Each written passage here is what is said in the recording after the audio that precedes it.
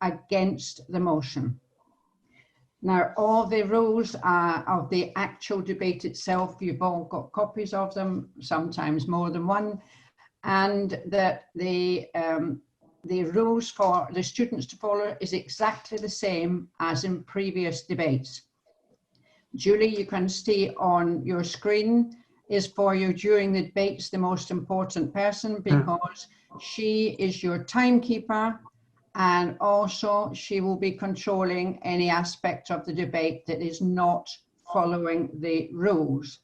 One of those, for example, would be points of information that went on too long or constant interruption. You students, I know you know how it goes, so you've been training for this. So, but Julie will be your person for your timekeeping. She will start the debate, she will finish the debate, and she will also advise you of the 1 minute and the 4 minute, and as well as the 5 minute limits. And that is for each one of the speakers on both teams. That's all I need to say at the moment, but what I would like to add is a huge thanks, really a huge thanks, to Louisa from French Lycée and Marlon from the Belver, as well as the head teacher of both schools, who have given both time and effort in order to make this possible. As you'll realise, if we've been trying to do a debate without these mock debates, it would have been a little bit chaotic. And also for the teams, both the teams, the students, I know you've given your own personal time for this in a busy schedule of schoolwork. So many thanks indeed to all 6 pupils for your effort you put in. It is very, very much appreciated. I would like to hand you over to Julie, the timekeeper. Good morning, everybody. Can I just say, before we start each session, you have to wait for the bell, because the last time we tried this, you were just going off ad hoc and the timing was behind you. So you must wait for the start bell, and then the subsequent bells will come at the right times. Okay, so can we have the first debater, please? And everybody else mute and lose your videos.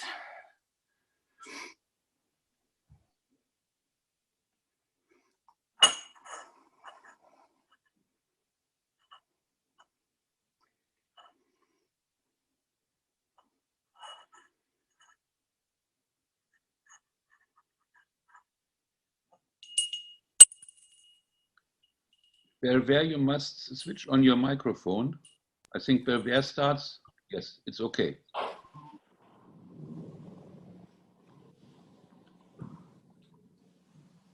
Are you ready? Yes. Okay.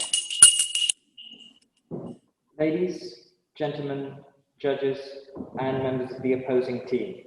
Today, me and my fellow teammates will leave you in no doubt that social media is doing more harm than good. For some of us, social media seems like it's been around forever, but it is a very new cultural development. And yet, in that time, it's been able to cause a lot of damage to society and to people's lives. A study conducted in 2016 by the Journal for Computer and Human Behavior found that the more social media platforms one consumes, the higher the risk of anxiety and depression. According to GuardSharp, an organization dedicated to protect young people from the negative aspects of social media, found that 22% of teens reported having to end friendships due to social media. The same study showed that 41% of teens reported having negative experiences as a direct result of social media, and 55% of teens said that they gave up personal information to somebody that they didn't know over social media. Quite frankly, these figures speak for themselves. Imagine how many relationships have been ruined and how much personal information has been given away as a direct result of social media. As speaker 2 will touch on later, Imagine what else you could be doing with your time instead of increasing your likelihood of depression and stress. If you spend just 1 hour a day on social media, that adds up to 9 weeks a year. Imagine what you could do with that time. You could read books, you could learn new languages, you could travel the world. And yet, what do we use it on? We scroll through these sites as they harvest our data, ruin our friendships, and put strain on our mental health. A study published in the American Journal of Preventive Medicine found that people who spent the most time on social media, point of information. You need to switch your microphone on.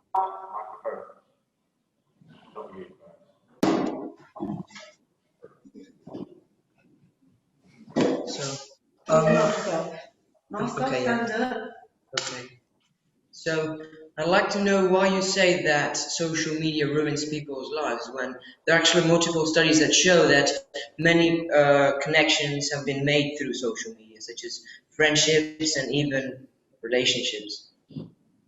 Well, as I've said, studies have also shown that it's ruined friendships and also increases people's likelihood of depression and anxiety. And I think it's fair to say that that can cause a lot of damage to somebody's life.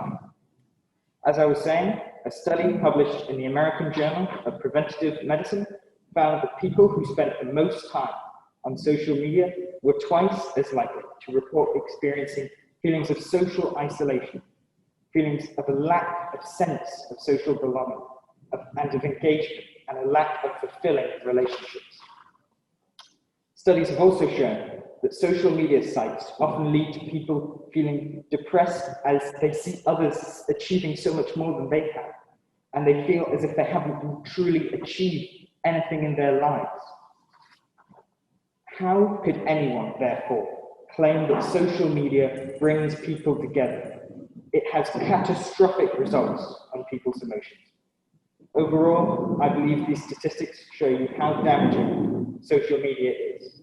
The stress, the waste of time, the emotional turmoil. Are these costs really worth the rewards? Is social media a net benefit to society? Ladies and gentlemen, based on the information I have just given you, and as my fellow teammates will give you later, I think you know the answer.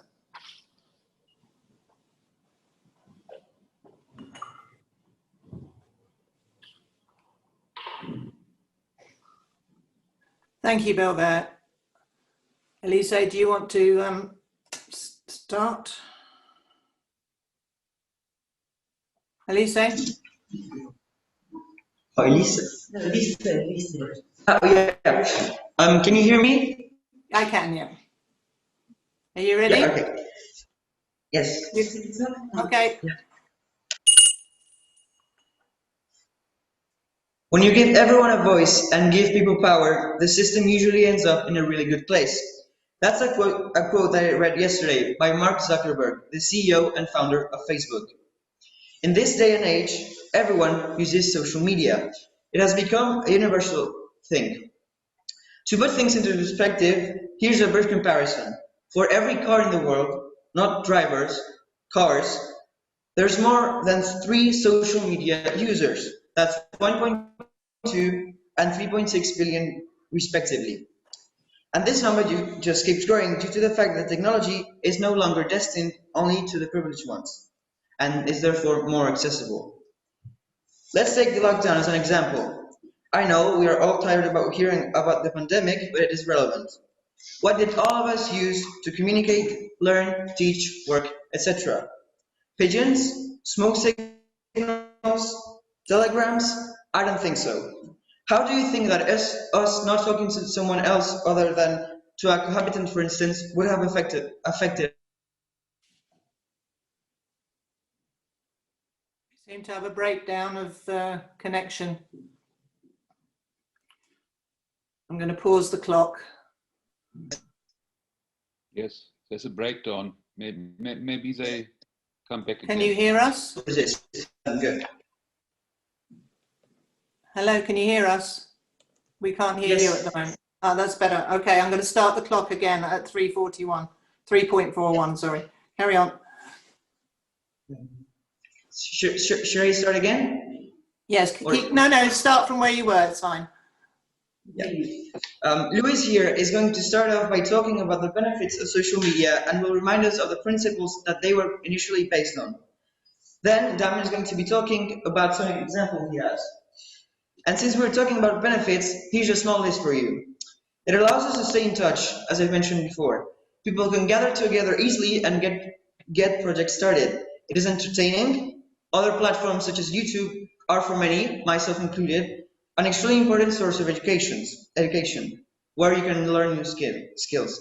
It can generate an income. You can use it to share your work, passion, etc. You can use it to get a job. You can use it to send a message. It can help you learn a new language. And regarding the creativity issue, which I'm sure the opponent team is going to mention, nowadays the quantity of wannabe artists is rising exponentially due to the fact that you don't have to go to a prestigious school anymore to learn the basics. You don't have anymore only one source of information. Newspapers can get politicized and government controlled, and open source projects are getting more popular, which means that hardware and software are getting free. It is clear that social media has a major impact in our daily lives, whether you agree or disagree with the motion, and that it is currently, especially in this specific situation, of capital importance. Think about it for a second. If it wasn't for these platforms, we wouldn't be here because, remember, just like Google Meets or Skype, Zoom is a social media. Judges, audience, judges, opponent team, thank you for listening. Wow, you finished very early, but well done.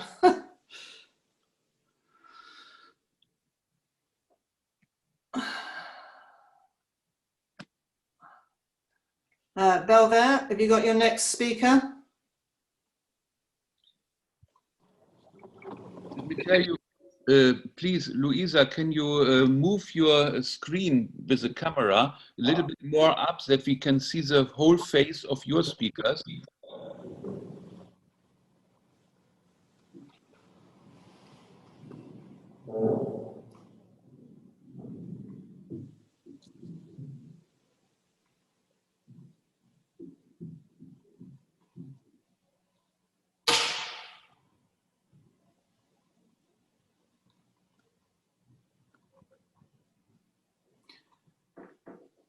Shall we sort that out later?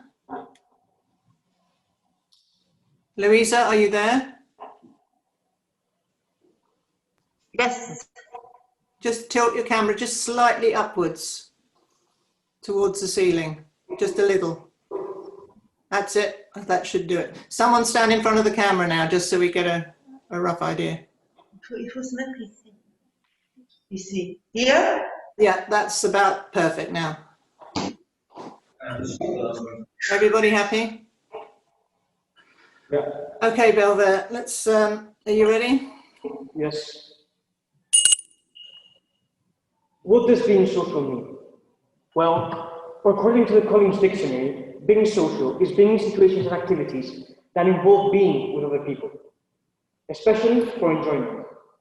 Good morning, ladies, gentlemen, esteemed judges, and members of the opposing team. I'm Mikel Batidor, the second speaker of the affirmative team, and our goal is to prove to you that social media encompasses more disadvantages than advantages. Being social used to be saying, "Hi, I'm Mikel, nice to meet you." Now our ideals have changed. Now being social is, "Oh look, some random stranger friended me. I have such a social life." But do you? See, according to the definition I gave at the beginning, being social is being in situations that involve being with other people. While each social media platform encompasses its benefits, it is crucial to remember that social media can never be a replacement for a real-world human connection. It requires in-person contact with others to trigger the hormones that alleviate stress and make you feel happier, healthier, and overall more positive. Ironically, for technology that has the purpose of making people closer together, spending too much time and social media can make you feel more lonely and isolated. Studies show that an excess of these practices, and by excess, I mean more than 1 hour per day, can exacerbate mental health problems such as anxiety and depression. Likewise, the greatest problem is one that its impacts have not yet been seen in its maximum force. It is now a fact that kids under the age of 7 are using these social media platforms, even more often than older people do. But these kids are still growing, and their brains are still developing. Yet, they spend much more time on the virtual world than the real world. Correct me if I'm wrong, but if you go down any avenue in Palma, you will see loads of kids, barely past the age of 10, staring at their mobile devices. Our generation is becoming the first of many that are less competent socially, and less social than the ones before it. As the first speaker said, the study conducted in 2016, which involved 1,700 people, also found out that the use of mobile devices among young people increases the risk of depression and anxiety by a factor of 3. But this is not only that. By having young people spend more time on social media than in the real world, they lack key skills in many areas. These platforms decrease the level of concentration and make the people have less able to engage in natural conversation and more dependent on the approval of others. Finally, these youngsters, on average, taking 1 hour of social media use per day, will in 1 year have spent more than 9 weeks staring at their feet. Ladies and gentlemen, 9 weeks looking at worthless information that is not relevant to their appropriate development. 9 weeks a year watching a screen is the same as not looking up for your phone from an entire summer. Do you think this is beneficial? Do you think that the information they might be seeing there is so important that they should wait 9 weeks of their lives? Do you think that the information they see is so crucial for them to be staring for it for more than 2 months a year? Ladies, gentlemen, esteemed judges and members of the opposing team, I'm Mikel Batidor, the second speaker of the affirmative team, and my team and I can assure you that social media does more damage than good. Thank you. Thank you, Bebat.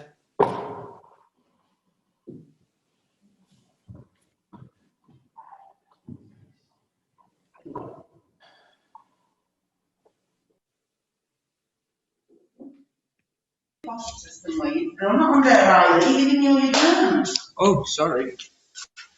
Okay.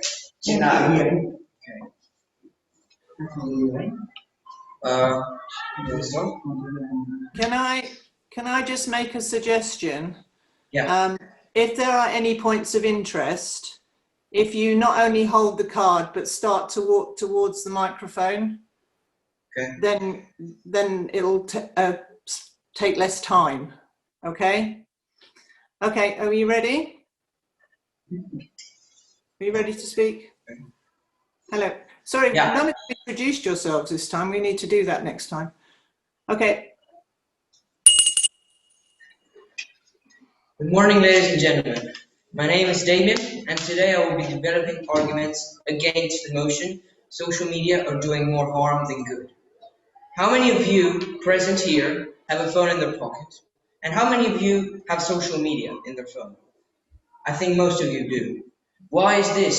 Well, because thanks to technology, we are now able to communicate right now. And as Alex said, this debate would not be possible if social media did not exist. Apart from that, the opponent team spoke of the real world, but suggesting that children nowadays spend more time on their phones than in the real world. But what is the real world nowadays? Well, the real world is in your pocket. That's the reality. The real world nowadays is communicating through the use of social media when you're at a distance.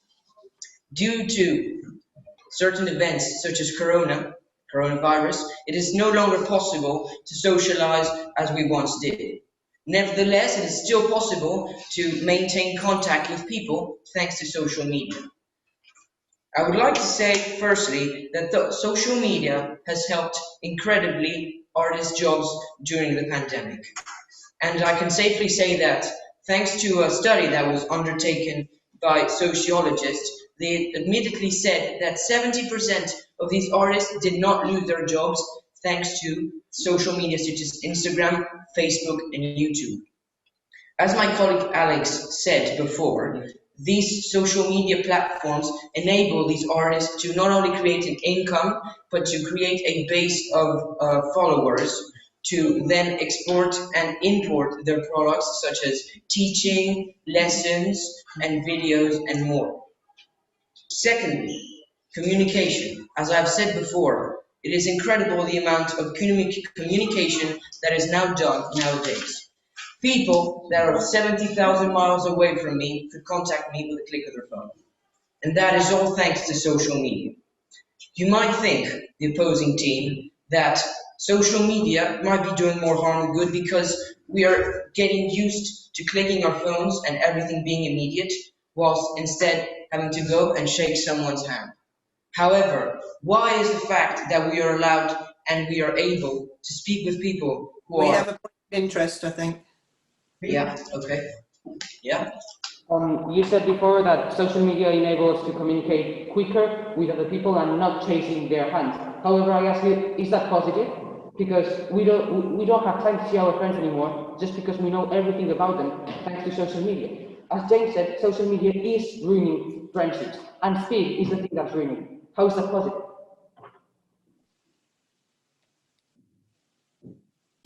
I'm sorry, I didn't understand. Could you please repeat your question? Before you said that social media enables us not to communicate with our friends in person, but to communicate virtually and not in reality. So, however, I ask you, is that positive? We don't have time to communicate with our friends anymore because we simply know everything about them. Social media is ruining friendships. How is that positive?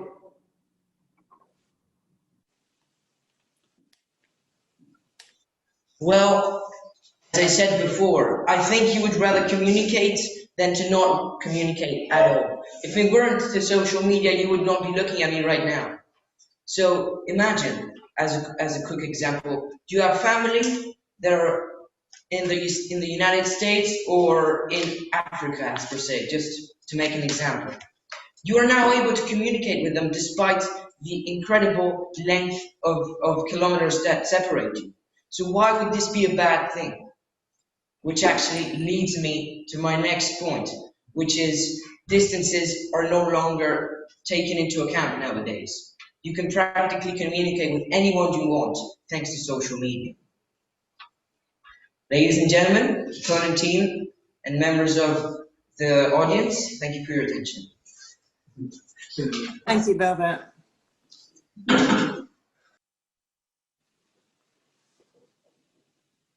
Oh, sorry, no to say. Bebat, do you have your next speaker?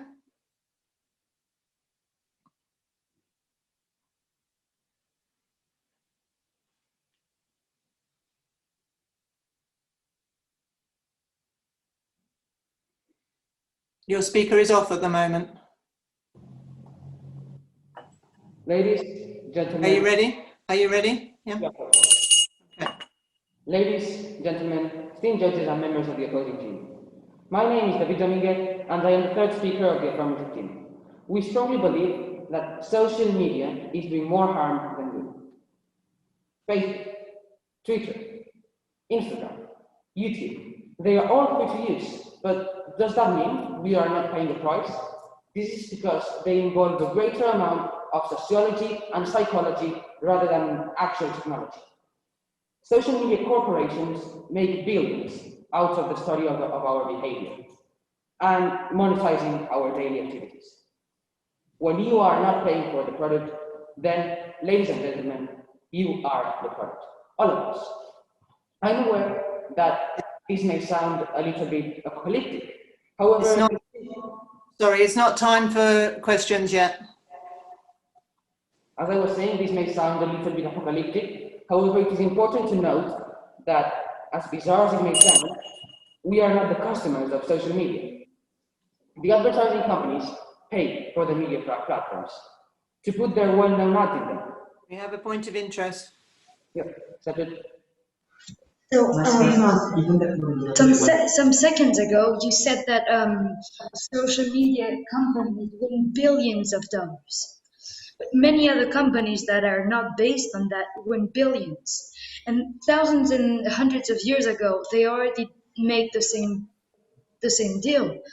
So your point about the fact that they only win billions of dollars just on our living is, I don't think it is very accurate, because it already happened and it didn't do as much damage as you were saying it does. When did it already happen? Because as far as I'm aware, the big technology companies only started 10, 15 years ago, not hundreds of thousands years ago, as you said. However, as I was saying, they do make loads of money from our daily activities because we are not the customers. The advertising companies are the customers of social media. So they put their well-known ads in them using the mass media as a potential market. So let me put this in. Social media creates a forum so that everyone can join. The advertising companies put their ads in them and pay the social media for the use. Sorry to interrupt. Could you talk a little slower, because it's getting very blurred? Thank you. I have. I'll restart the clock now. Okay. As I was saying, this means that social media platforms are violently competing for our attention, for them to sell their services to advertisers at a higher price and making billions of dollars. They make exceptionally good predictions about how they can keep us engaged for longer periods of time. And whoever makes the best prediction wins. These predictions are denominated algorithms. Yes? I mean, if you're a person that has nothing to hide, how is someone selling your preferences a bad thing for you? How is it harmful for you directly if you have nothing to hide? So I think social media are not selling their information. They simply manipulate ourselves using our information, which they obviously keep secure because it's their business, to keep us engaged for a longer period of time. And as James was saying, causing addiction, depression, and anxiety. So it's not like they were selling this to the KGB or something like that. It's simply that they manipulate our daily behavior. Due to the algorithms I was talking about, absolutely every action we make online is monitored and carefully recorded to build a better picture of who we are as individuals. What we like, what we don't like, what angers us, what makes us sad. The information fits the algorithm and informs of what content will be served at a later date. Again, with the objective of keeping us engaged for a longer period of time. Technology companies and social media networks pose a very real threat to our communities and to our democracies. As things stand, there is extraordinarily little in the way of regulation or responsibility being demanded of such corporations. The law is some way behind the advancements. Ladies, gentlemen, esteemed judges, and members of the opposing team, we ought to preserve modern democracies and freedoms. Social media is doing more harm than good. As Sophocles once said, nothing vast enters the life of mortals without curse. Thank you.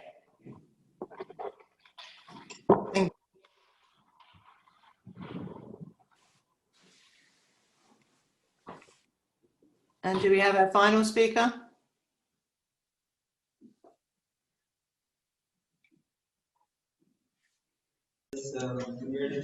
Okay. Hi, this is. Are you ready? What? Are you ready? Okay. Hi, this is Louis Riet. I'm for the motion that social medias are not making more harm than good. And and I'll start now. Social media was never meant of being selfies or anything, and it is now still made to make you post a photo. Imagine a day the sky is very beautiful, you post a photo, not hoping of getting billions and millions of likes, but to show what you want to show and to see what you want to see. Again, the first video, I'm going to take the example of YouTube, was a man showing a zoo. Was one of the creators of YouTube, and it still exists like that. YouTube can still be used as a learning platform, as teachers show what they want to explain to their students and all. And first, the pandemic again. I'm going to say again is very was very helped. The confinement was survivable because of social medias, because of YouTube, Zoom as we are using, Google Meet, and many types of apps like these. Imagine living in the confinement without social medias. What would you do? How could you send your documents to your friend's desk to show your work? How could you? These kinds of things would not be possible without social medias. We have a point of interest.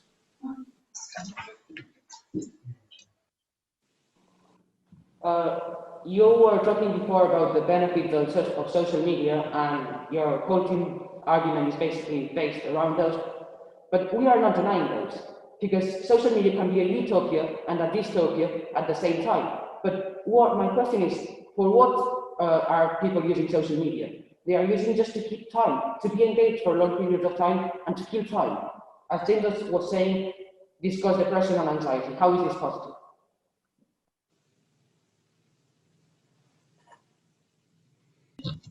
Well, I can answer you very well. As you said, social medias can be a utopia and a dystopia, and I think it's way more a utopia than a dystopia. You have obviously people who are saying, I don't want to vaccinate my kids, but you also have people who show the art. You have presidents who show discourse. You have people who make entire texts and put them on that, hoping they can be seen by other people and finally recognized by, as I could say, society. And now our society is based on social media. When you have big announcements, you have the president who has even an Instagram account who shows his face. You have ads who show, put your mask, please. This is for coronavirus.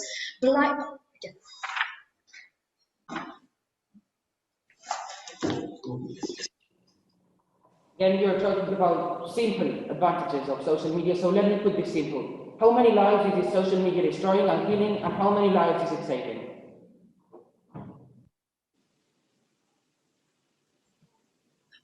Yes. No, it doesn't. I cannot. Oh, I didn't understand your question. Could you articulate or take off your mask, please?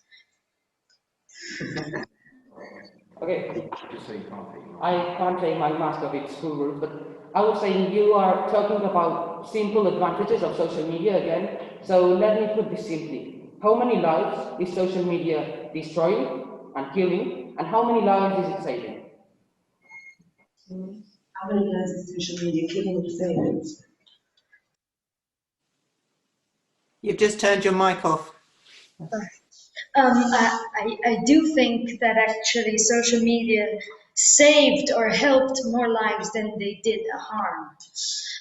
Imagine there is a kid here in Mallorca, Miguel Montoro.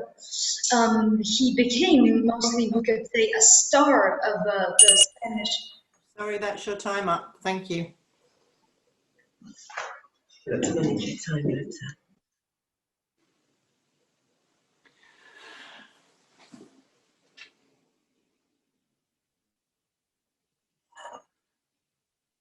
Now that we've finished with all the talking, I'm just wondering, as the timekeeper, should we add an extra, say, 30 seconds because of people getting up from tables? Do you think that would be a good idea? Because it's definitely eating into the speaker's time. Yeah? So the next time we make it 5 minutes and 30 seconds. If I may come in, I think that is a suggestion, Julie, to consider for the next debates. We would discuss it with each of the 6 schools taking part, but it's certainly a good consideration. Thank you.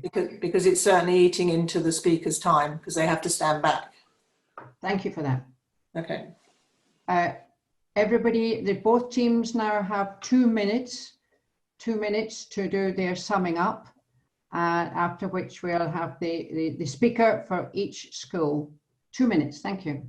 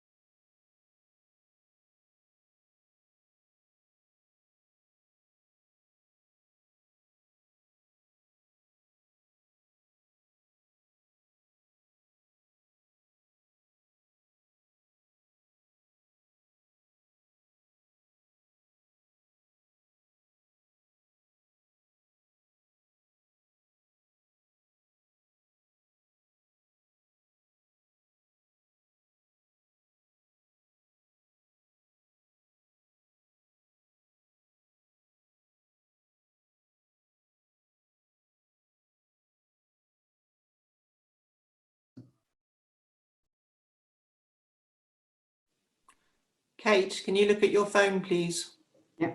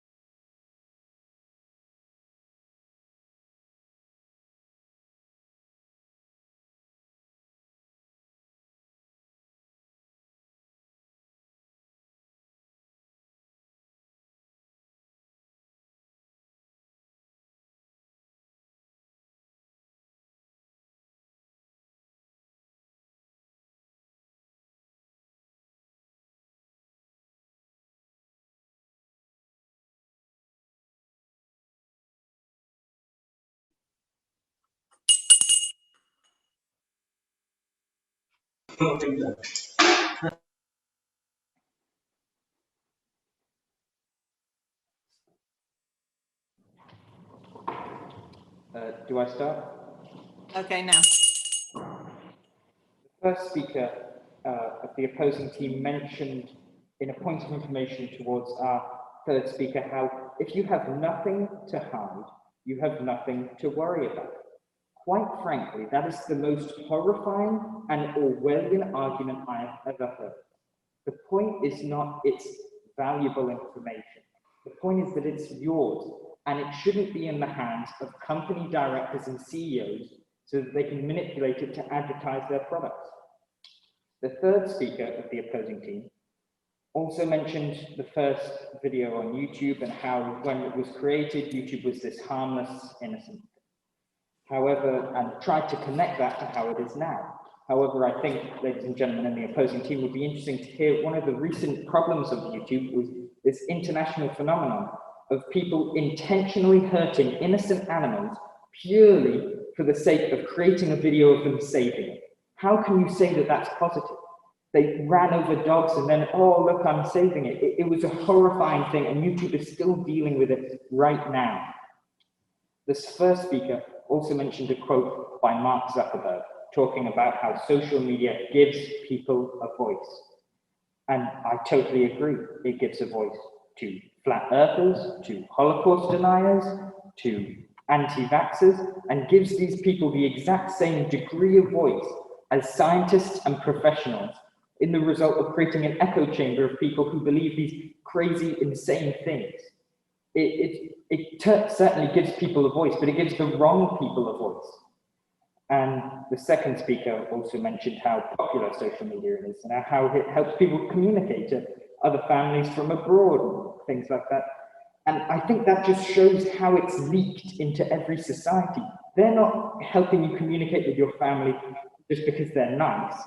They're doing it so that they can harvest the data you tell your families and use it for their own sick, twisted company values. Thank you.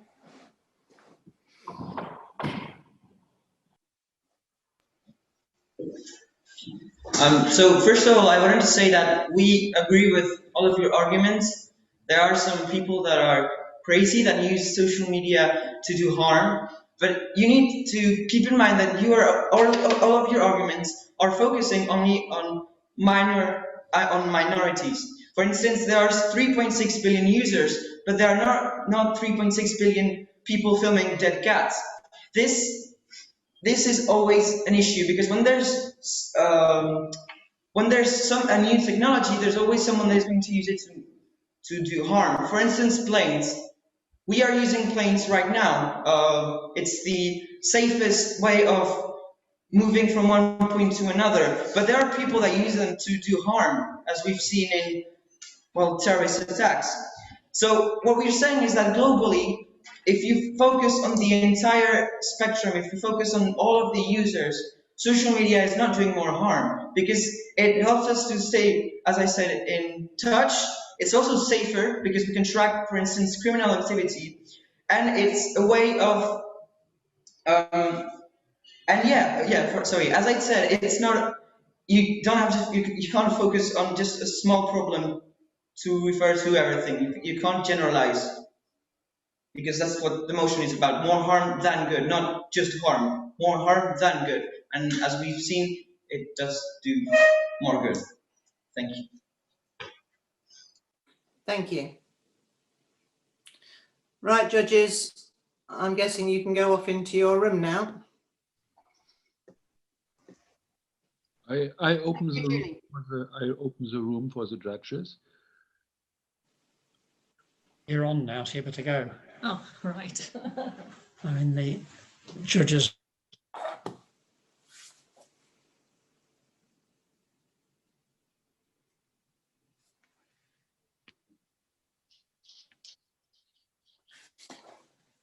So while they're off in the room, is there anything that any of the schools want to clear up? Can you hear everything okay? Can you see everything okay?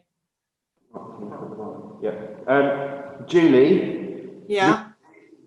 Based on the bell, my students were having a bit of a problem hearing the bell. So they didn't know whether it had passed or not. They were a bit unsure. I was just going to suggest, would it also be a good idea maybe to actually hold it in front of the screen, so that if they can't hear it, they can at least see it and it's been rung, because it might... Okay, that's fair enough. Yeah, unfortunately, I don't have the proper bell. I'm using a silly little thing at the moment. So yeah, okay. I will certainly bear that in mind. All right, thank you. Any other comments? Yes, hello. Sorry, can't see me, you can hear me. Yes, I agree. We can't hear your bell clearly enough. Okay. And we feel we are missing at least 30 to 40% of what the debaters are saying when they're wearing the mask. We're just catching words, but we don't seem to be hearing it clearly enough. I don't know how the judges feel. I don't know how you feel. I could certainly hear. I don't know about anybody else. Well, maybe it's not a matter of hearing, it's a matter of understanding clearly. We can Yes, hear, and sound is good enough, but the understanding is very difficult with the masks on. okay. Is there anybody else in this group that's still active? Because all your mics are off at the moment. Nope, they've all disappeared. Hello. Your mic's off, Ali.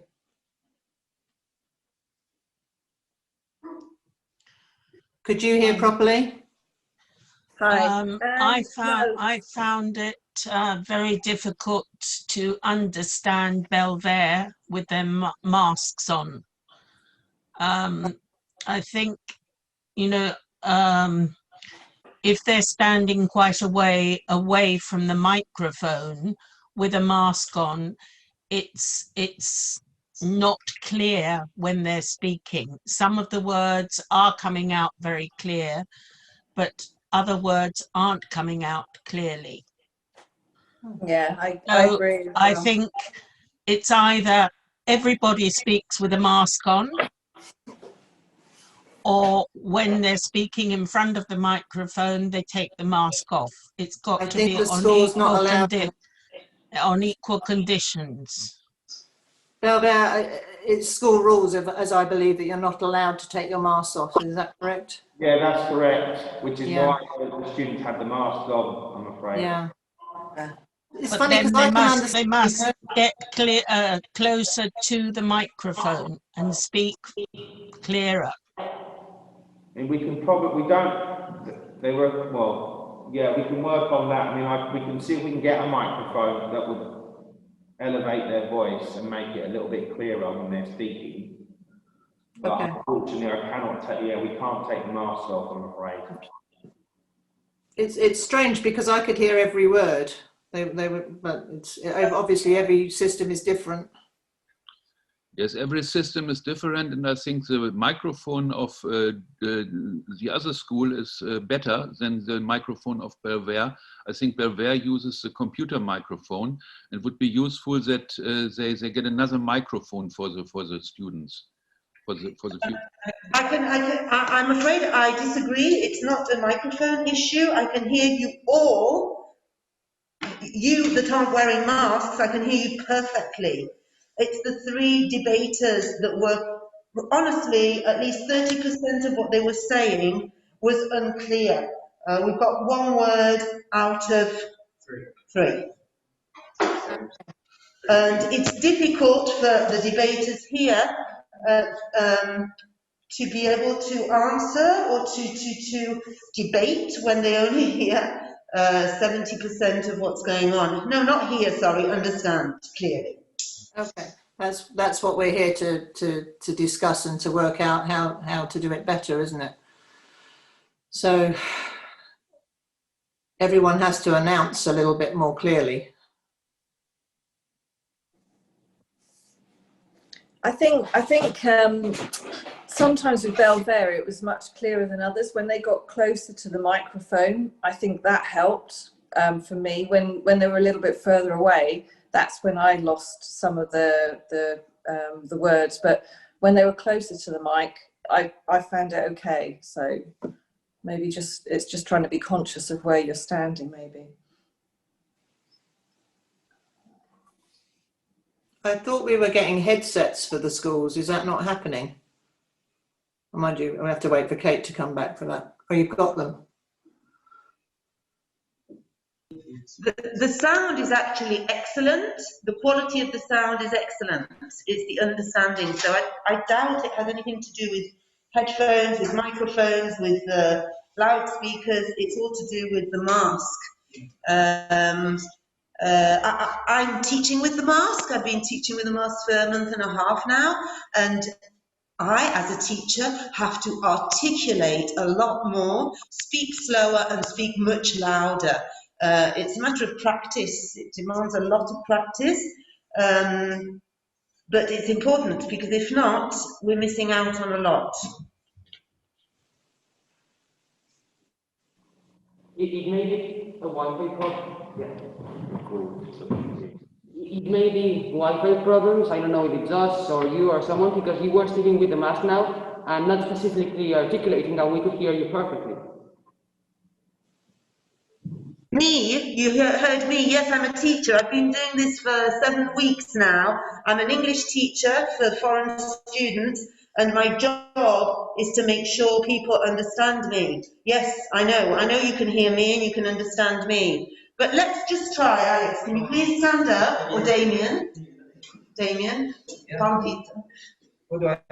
Just say part of your, I want them to realise. Okay. Actually, I've recorded a part of your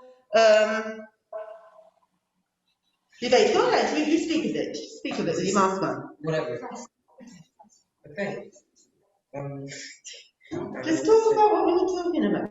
Okay, well, I don't know what to say.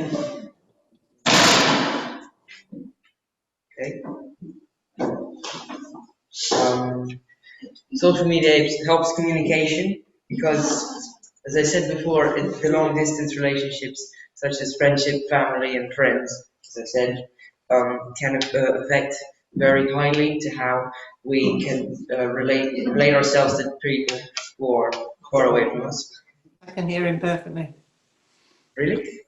Yeah. Ella can hear me. No, es que hablas más lento. Si tú eres inglés.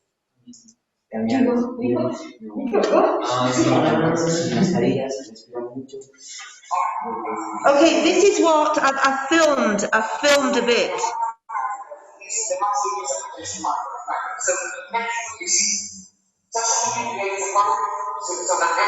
Not coming through very well.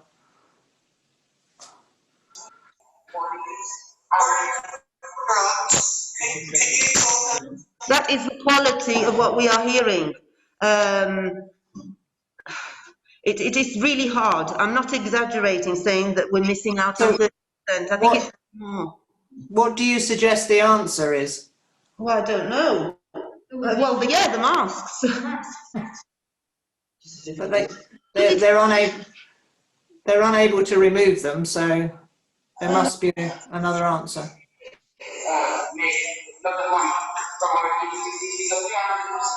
We can't hear that properly. Right. I'll forward this to Kate for her to see or hear what we are hearing. Maybe if they get closer to the computer, since they're not using a direct microphone that is clipped in, they get closer, we might understand them better. He's on balance. He's right to this session. If not, they just articulate and speak slow. That would be the best. Yeah, under the circumstances. Can Belver come towards the microphone, one of you, and try talking a little clearer now, just to see if it makes a difference? Whoever's... Can you hear me okay now? Is this? Yes. Well, now stand back just slightly from the microphone. That's it, and try from there. You can hear? I can hear you. Keep talking. Okay, I'm just slowly backing away to see if there's a crucial difference between... It's not clear. Really? No. We usually stand here. You've got to project your voice. You've got to project it. Try again. Okay. Is this better? Carry on speaking. Okay. I'm not exactly sure what to say, but is this any better than it was originally? See, I can hear you perfectly. It's the other people that are having the problem. So, Louisa? It might be a Wi-Fi. It could be the Wi-Fi. It must be Wi-Fi connection. Sorry, I'm sorry I didn't hear that. Did you mention my name? Yeah, could you hear them better when he was standing nearer the mic? Yeah, slightly better. Slightly better, but again, James, I think, was, I do think he articulates better than David on this piece. Okay, it looks like we've got the judges back now anyway. Over to Kate.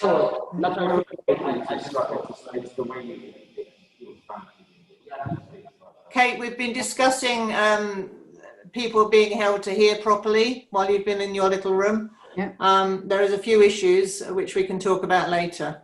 Fine, thanks very much for that, Julie. Thanks very much indeed. The team have come back, the team of judges have got their comments ready now. I would repeat again that this is not a part of the actual competition. It's a mock debate.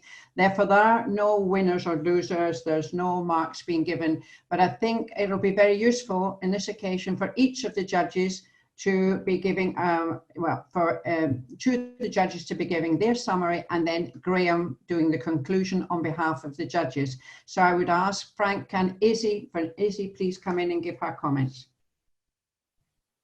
Yes, hello. Can you hear me and can you see me?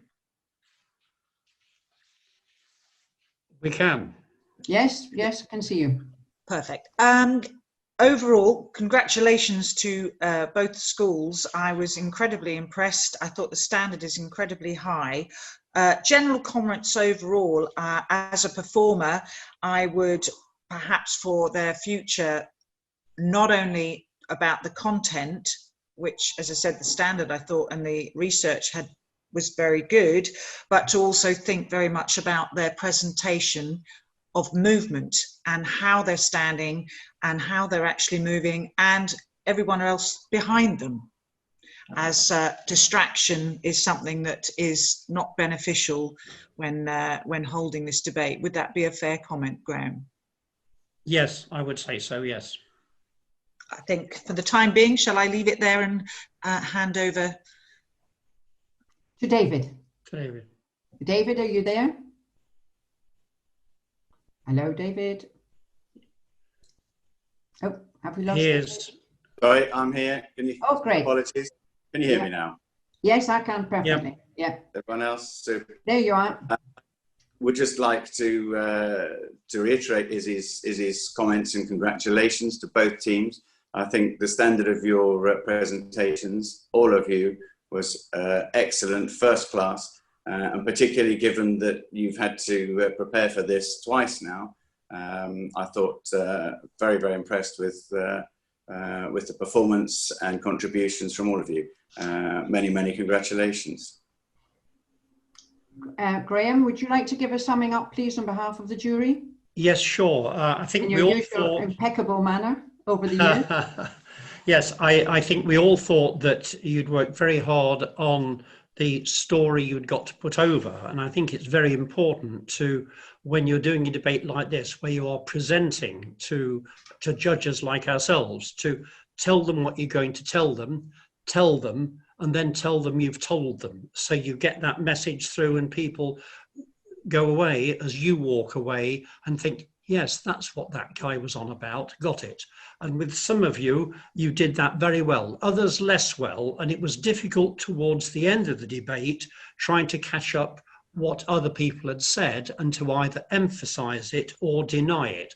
All I would say is, as you're listening to other people talking, if you are still ready, it's still yet to talk, make your little notes and think how you can fit it into what presentation you already have. Also, I thought the sum-uppers were very good. I think that's a very hard job to try to sum up, particularly at a distance like this. And you did very well in finding ways of summing up your story and denying the other side's story. So well done, all of you. Thank you very much. I would just like to conclude by saying my congratulations to the schools and many thanks, because students from Belver and French Lycée, without you and your work, this simply would not have been possible. We wouldn't have been able to do the debates this year, as we learned from the first mock debate. So, thank you. Whoops, here we are. I'm going off and on. Can you hear me now? Yes, Yeah? you're back now. I had a glitch there.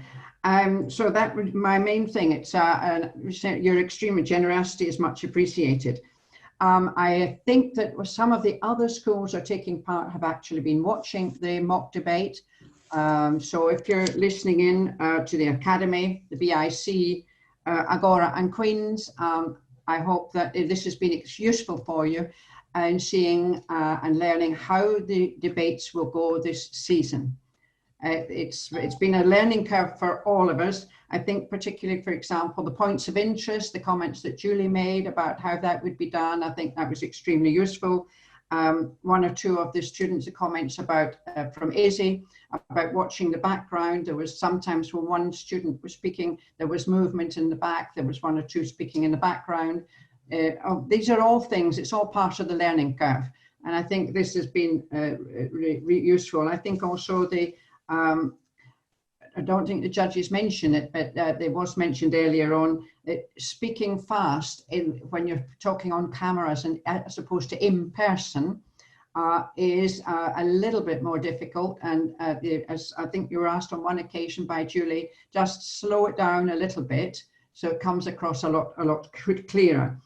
Having said that, we're only a few days away from the start of the main event. And I would like to, as well as thank the schools, thank our sponsor, which we've just got confirmed the sponsor for these expensive conference call cameras that we've now got. And of course, all the Rotary people who've helped make this work. Coming up, we have got on Wednesday, the 21st of October, we will be having the first debate of the actual series of preliminary debates, 1st of October. And that will be between the Academy and the French Lycée. And the motion is men and women cannot actually be equal. Academy versus French Lycée, men and women cannot actually be equal.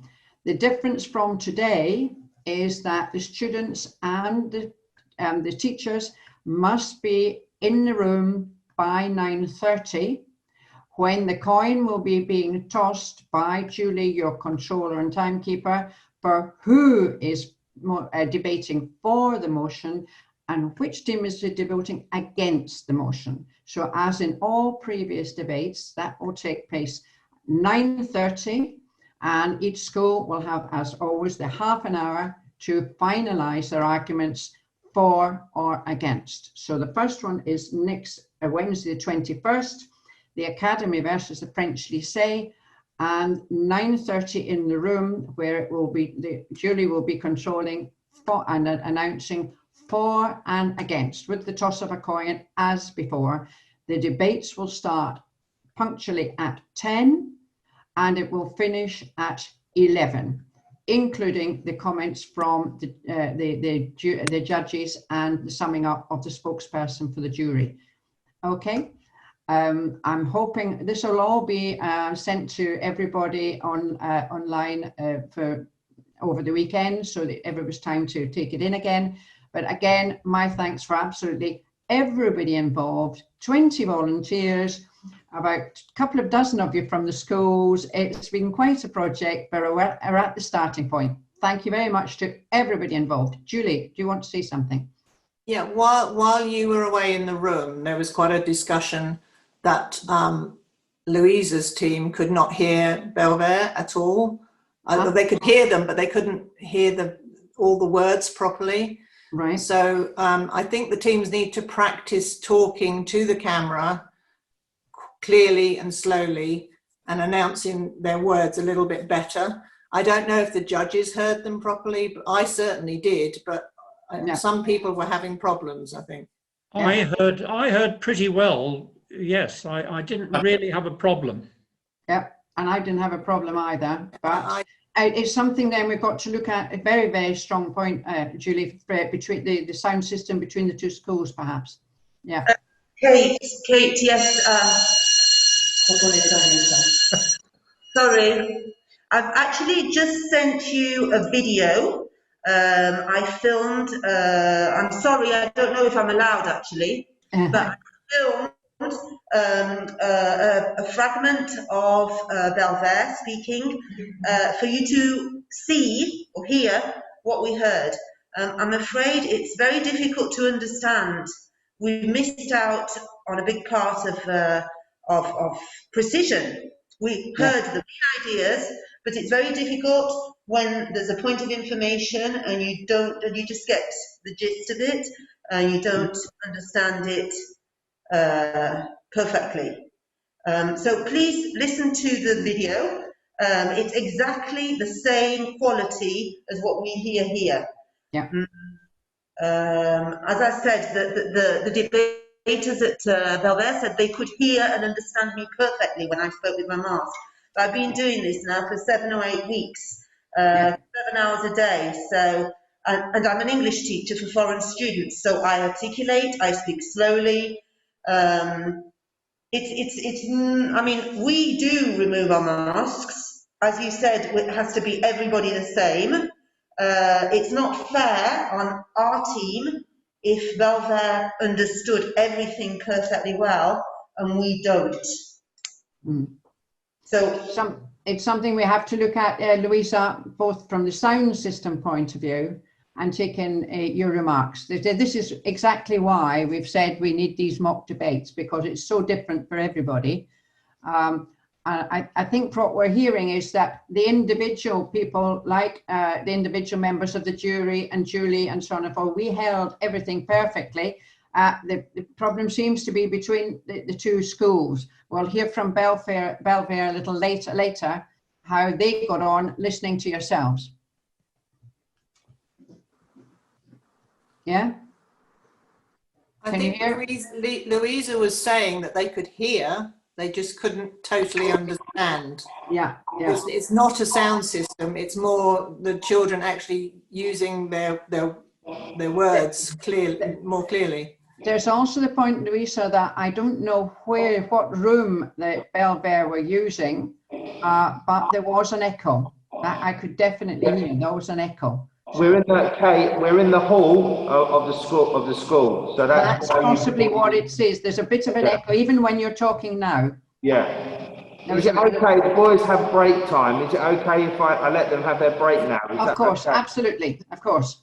Thank you very much. Thank you very much indeed, Marlon, and all the students. Thank you. Brilliant. Thank you.